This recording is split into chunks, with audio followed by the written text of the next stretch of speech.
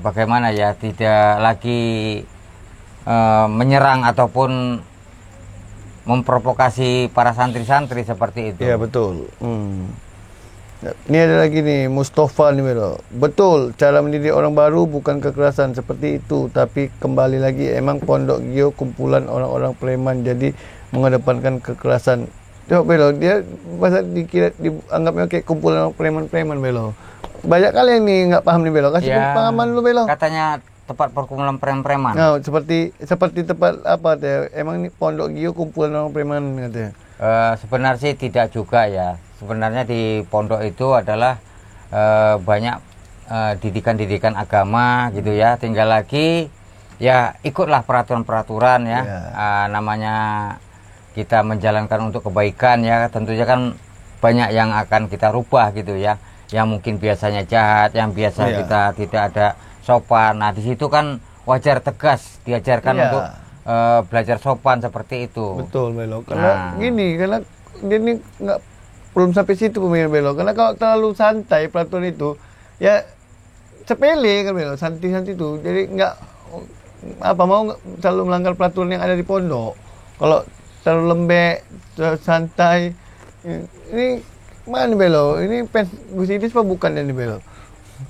Ya, mudah-mudahan ya nanti berikutnya ya Gus Idris ketika ada peluang ya menasihati para santri-santri yang baru ini ya, mudah-mudahan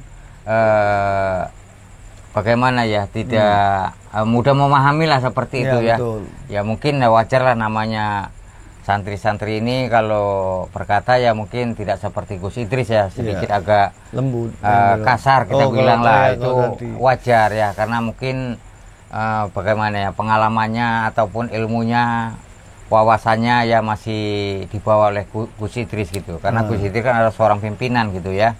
Jadi mudah-mudahan saja nanti kalau Gus Idris ada senggang waktu ya, berkumpul bareng bersama santri, bersama Rampa juga dan Gondo Mayit juga ya.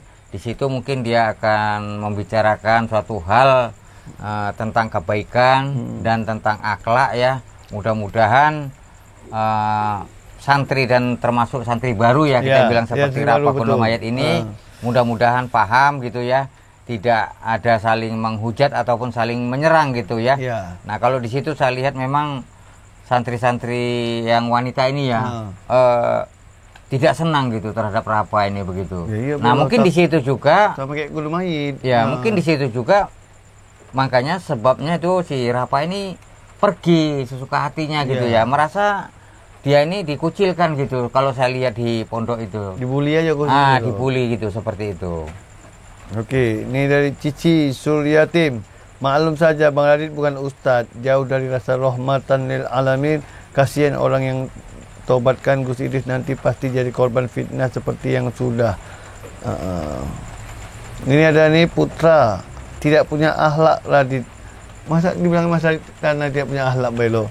Kalau dia mau akhlak, beda kan, kasih perbedaan Belo. Jelaskan kayak mana perbedaan orang yang tidak punya akhlak sama yang punya. Ya sebenarnya begini, Radit itu memberitahukan kepada Rapa agar supaya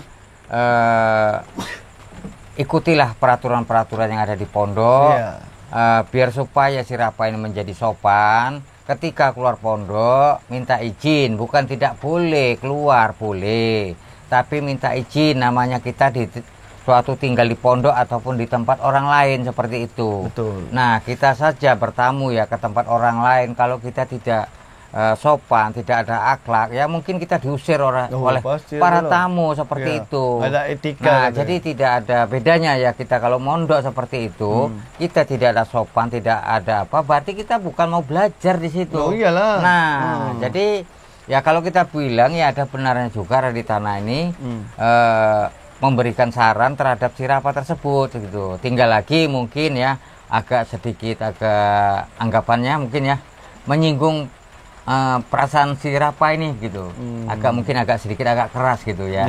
Nah kalau bisa agak disetel sedikit ya, jangan terlalu apa kali gitu, jangan agak lembut lah sedikit kita bilang seperti itu. Tapi kayak mana Belo dia nggak tegas Belo? Karena masalah di tanah ini orang tangan kanannya dari guru besar Gus Idris, dan kepercayaan dia diberi kepercayaan sepenuhnya. Apabila tidak ada Gus Idris di pondok, dia yang tanggung jawab penuh di pondok itu. Makanya wajar juga sebetulnya Melo dia tegas seperti itu.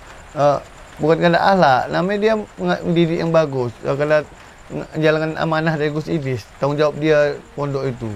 Makanya sekarang ini mereka ni harus dikasih betul pemahaman ni. Jangan sampai asal jeplak kan Melo. Ya. Apalagi ada lagi yang kira-kira mau dibahas lagi di situ Mas Ahmed.